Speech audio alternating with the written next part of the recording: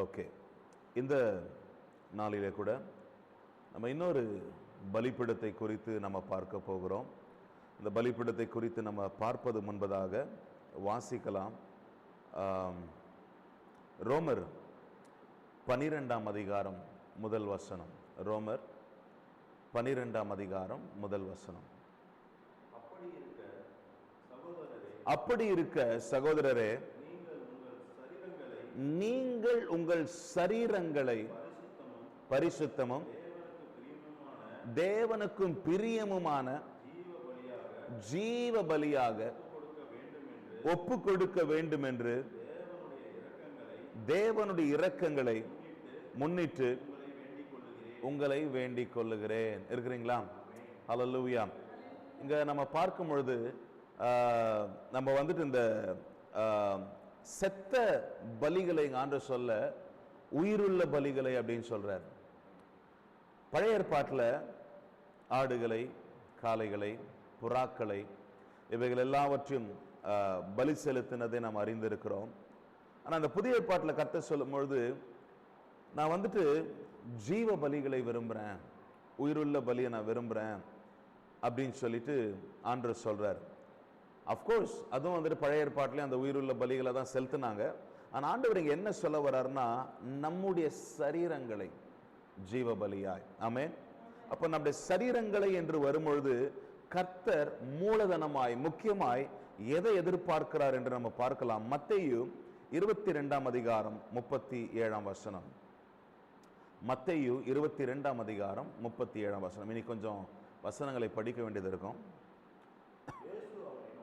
இயேசு அவனை நோக்கி, உன் தேவனாகிய கர்த்தரிடத்தில் உன் முழு இருதயத்தோடும்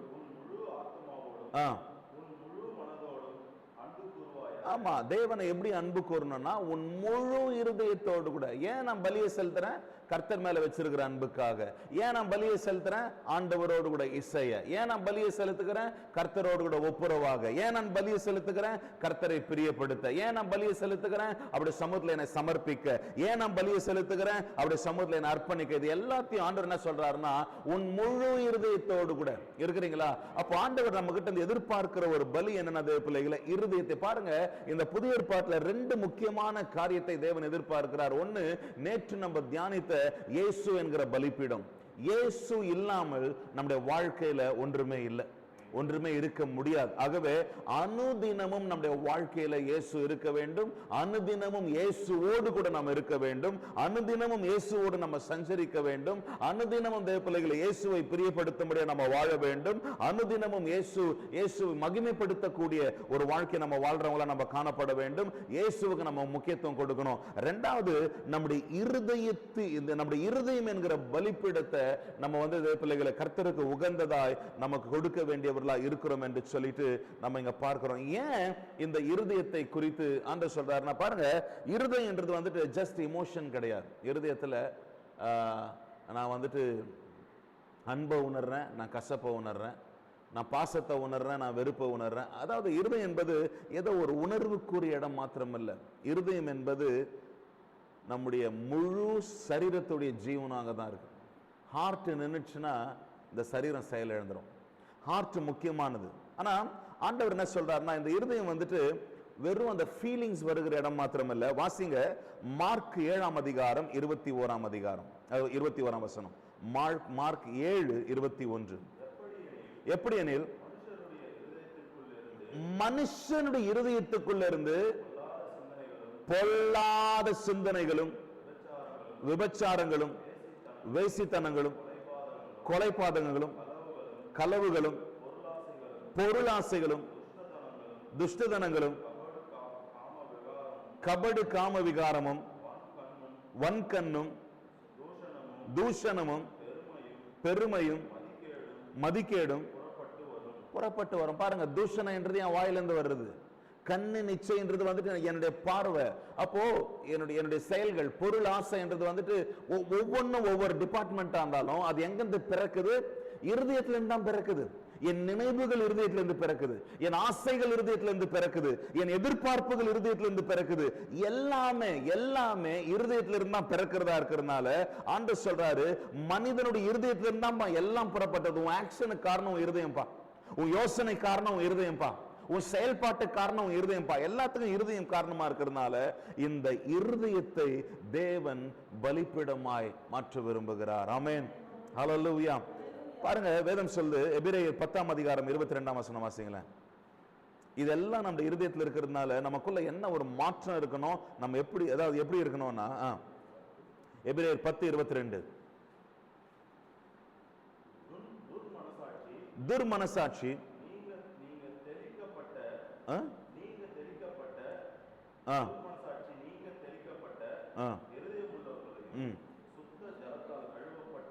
சுத்த ஜலத்தால் கழுவப்பட்ட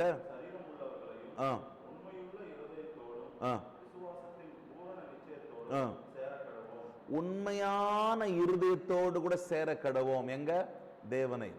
தேவனை கிட்டி சேர்வதற்கு, to draw near to God, ஆங்கிலத்தில் எப்படி வருதுன்னா, let us draw near with a true heart in full assurance of faith. நம்ம தேவனை கிட்டி சேரும் பொழுது, நம்ம தேவனை நெருங்கும் பொழுது எப்படி வரணும்னா, உண்மையான இருதயத்தோடு கூட நம்ம வர வேண்டுமா. ஆமென்.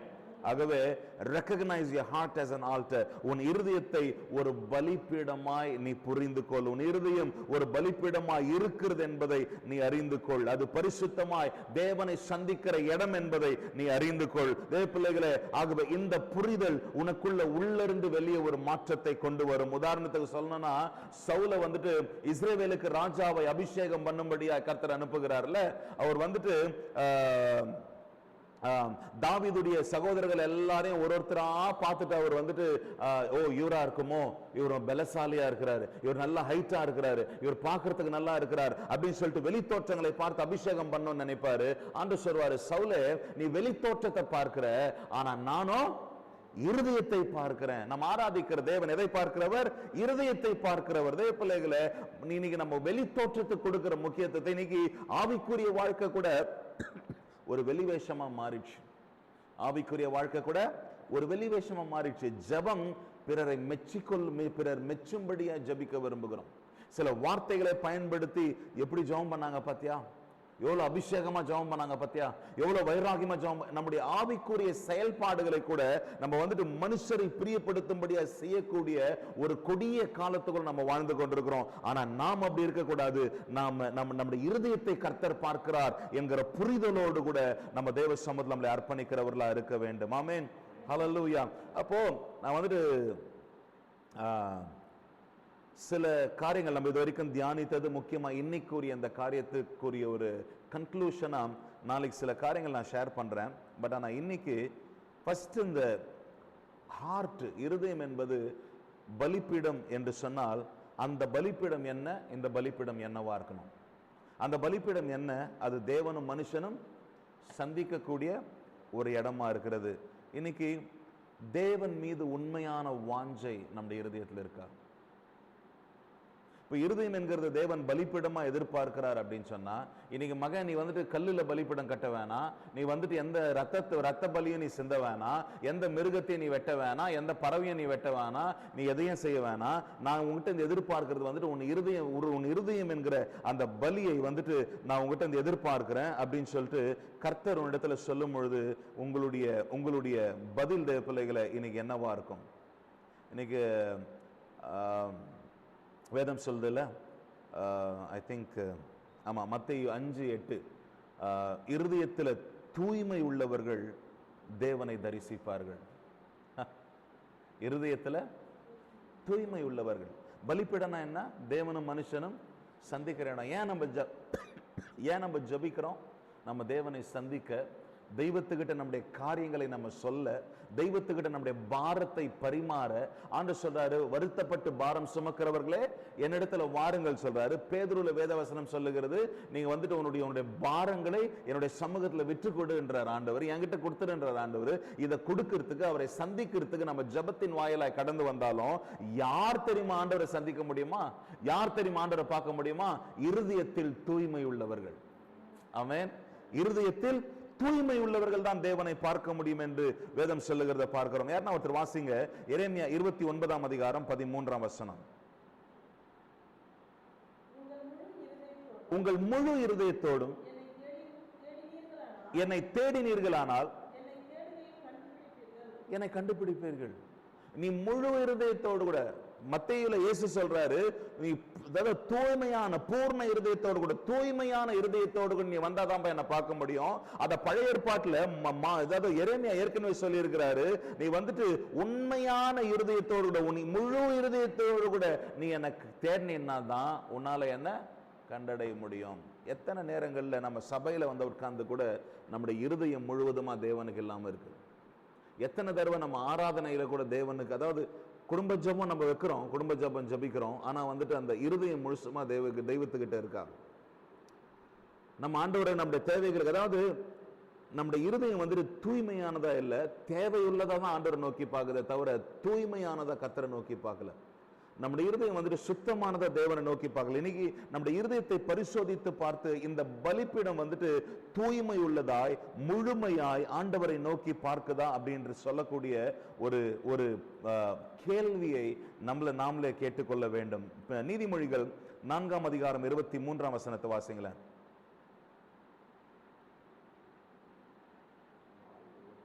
நீதிமொழிகள் 4:23. எல்லா காவலோடும் உன் இருதயத்தை காத்துக்கொள், அதனிடத்திலிருந்து ஜீவ ஊற்று புறப்படும். ஆமென். உன் இருதயத்தை காத்துக்கொள், உன் இருதயத்தை தூய்மையா வைத்துக்கொள். ஏன்னா அப்பதான் கர்த்தர் உன்னை சந்திப்பார், இல்லை நீ தேவனை சந்திக்க முடியும். உனக்குள்ள இருந்து ஜீவ ஊற்று புறப்படும். ஆமென். உனக்குள்ள இருந்து ஜீவ ஊற்று புறப்படும். ஆகவே இதை கேட்டுக்கொண்டிருக்கிற என் சகோதரனே சகோதரியே, உன் இருதயத்தை காத்துக்கொள், உன் இருதயத்தை காத்துக்கொள். ஏன்னா அது தேவனை நீ சந்திக்கிற இடம். உன் இருதயத்துல கர்த்தர் சந்திக்கிறார். அதனால தான் ஆண்டவர் சொல்றார், நான் நின்று வாசப்படியை தட்டுகிறேன். எந்த வாசப்படியை அவர் தட்டுகிறார்? என் இருதய வாசலை தட்டுகிறார்.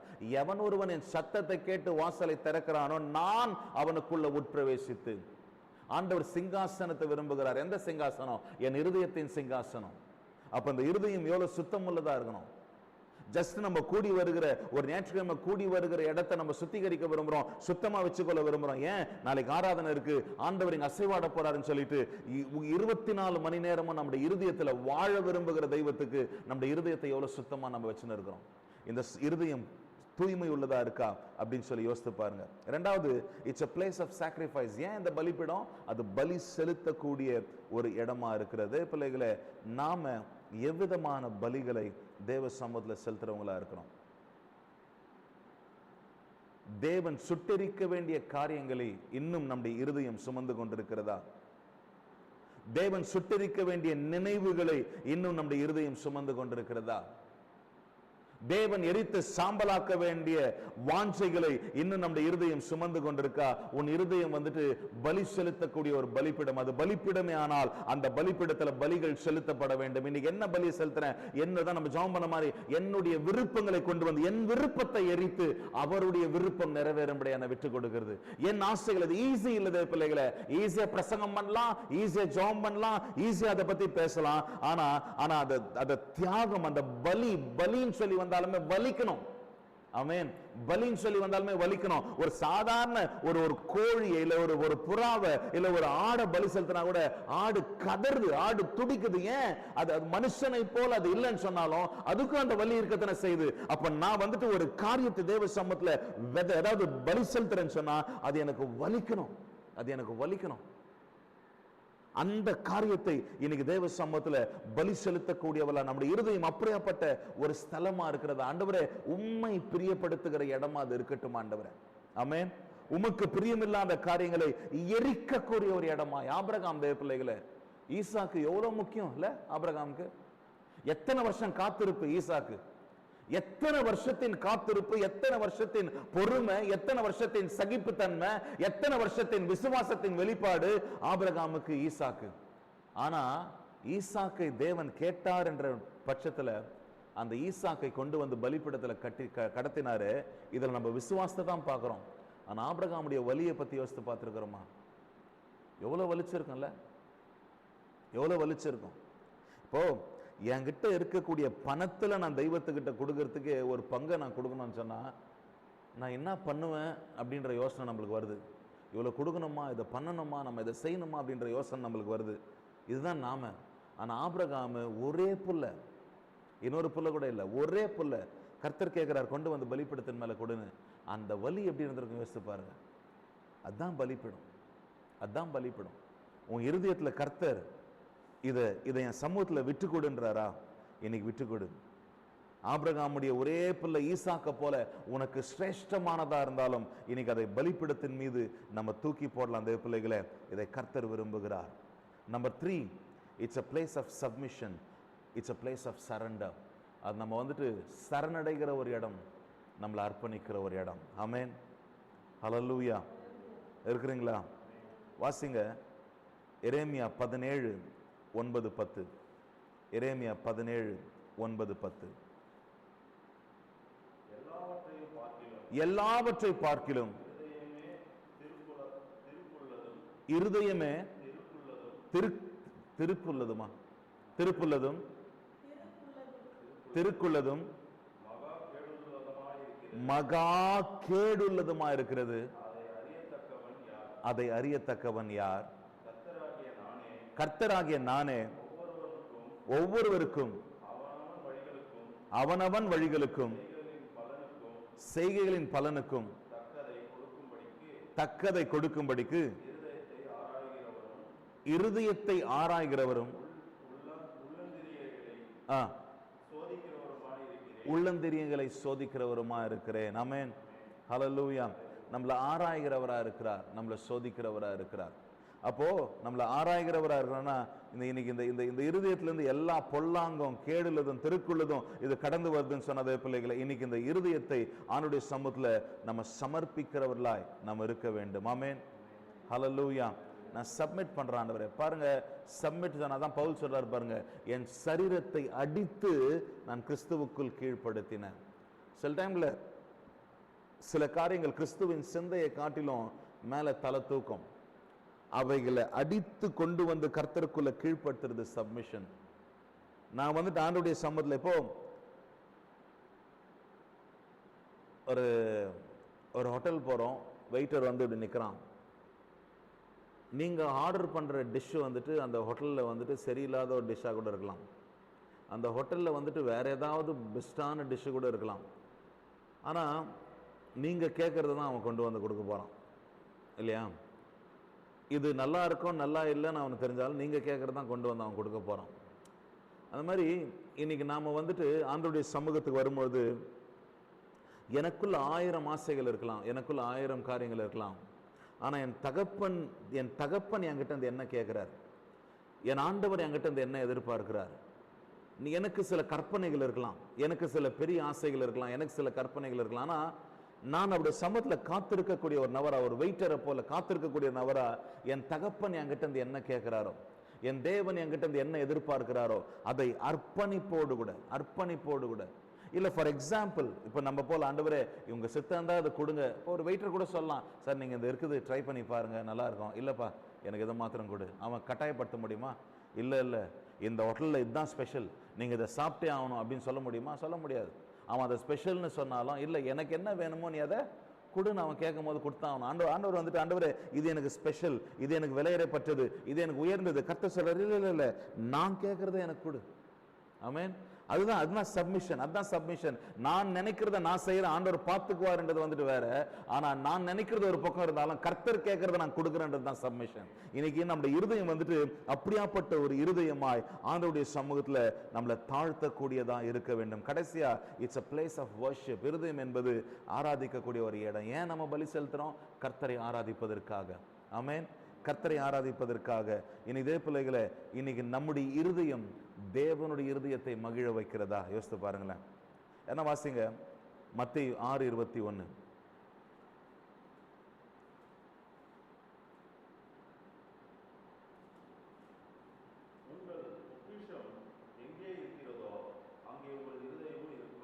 உங்கள் பொக்கிஷம் எங்கே இருக்கிறதோ அங்கே உங்கள் இருதயமும் இருக்கும். உங்க இருதயத்துல என்ன இருக்குதோ அங்கதான் உங்க இருதயம் இருக்கும். உன் இருதயத்துல தேவன் இருந்தாருன்னா உன் இருதயம் தெய்வத்துக்கிட்ட இருக்கும். நம்ம இருதயத்தில் பணம் இருந்துச்சுன்னா இருதயம் பணத்தில் தான் இருக்கும். நம்ம இருதயத்தில் உறவுகள் இருந்துச்சுன்னா நம்ம இருதயம் உறவுல தான் இருக்கும். நம்ம இருதயத்தில் என்ன இருக்கோ நம்முடைய இருதயம் அங்கே தான் இருக்கும்.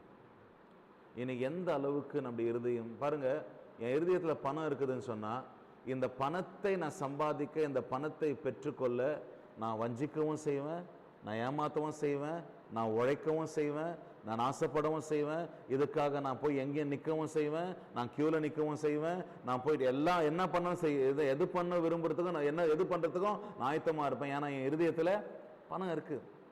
அப்ப என் இருதயத்தில் தெய்வம் இருக்கும்போது இந்த தெய்வத்துக்காக நம்ம எதை வேண்டாலும் செய்கிறவங்கள மாறும். அப்ப நம்ம இருதயத்தில் தேவன் இருக்கணும். இந்த இருதயத்தில் தேவன் இருக்கும்போது அதுதான் ஆராதனை. என் இருதயத்தில் தேவன் இருக்கணும். என் இருதயத்தில் இருக்க தேவன் விரும்பணும். நான் தேவனை ஆராதிக்கிற ஒரு பாத்திரமா இருப்பேன். என் இருதயம் தெய்வத்தை ஆராதிக்கிற ஒரு இடமா இருக்குதுன்னா என் இருதயத்தை, ஏன்னா துதியின் மத்தியில அவர் வாசம் பண்றாராம். அப்ப என் இருதயம் அவரை ஆராதிக்கிற ஒரு பலிப்பிடமா இருக்கும். ஆனா கர்த்தர் என் இருதயத்தில் இருப்பாரு. அப்ப தேவன் என் இருதயத்தில் இருக்கும் பொழுது என் வாழ்க்கை எல்லாமே, என் செயல்பாடு எல்லாமே அவரை மையப்படுத்தி மாத்திரமே இருக்கும். அவரை மையப்படுத்தி மாத்திரமே என் இருதயம் இருக்கும். தேவ பிள்ளைகளே, கடைசியா நீதிமொழிகள் 27:19 வாசித்து முடிக்கலாம். நீதிமொழிகள் 27:19.